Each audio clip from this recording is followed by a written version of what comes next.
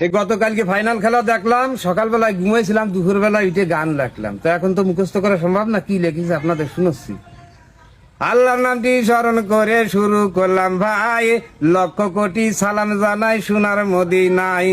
পিতা মাতার চরণেতে জানাই শ্রদ্ধা ভক্তি, কিছু কথা বলবো আমি পাই জানো এই শক্তি। বলবো আমি বিশ্বকাপের ফাইনালের কাহিনী, মন দিয়ে শুনিবেন যতই আছেন জ্ঞানী গুণী। কি খেলিল মেসি রমেরো আলভারেজ বিপল, খেলতে যাইয়ে মাঠে তারা পায় না কোনো বল।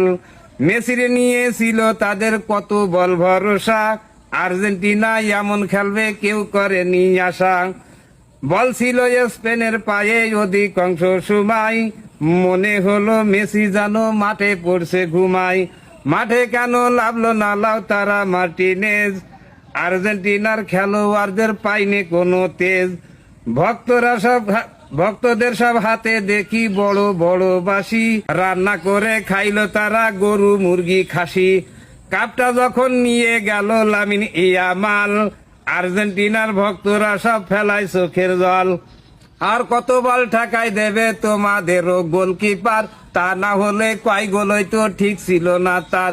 ও ভাই, তা না হলে কয় গোল হইতো ঠিক ছিল না তার। আর্জেন্টিনার সমর্থকদের বড় বড় কথা, দোকানপাটে বসা যাইতো না, ধরিয়ে যাইতো মাথা।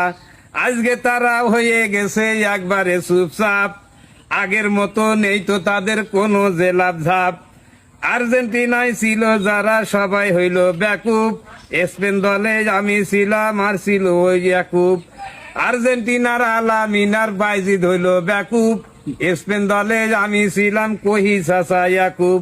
আর ছিল রাজকুমার কাকা জাহিদুল ইসলাম জাহিদ, এদিকে ইলিয়াস ইমরান আর ছিল ওই নাহিদ।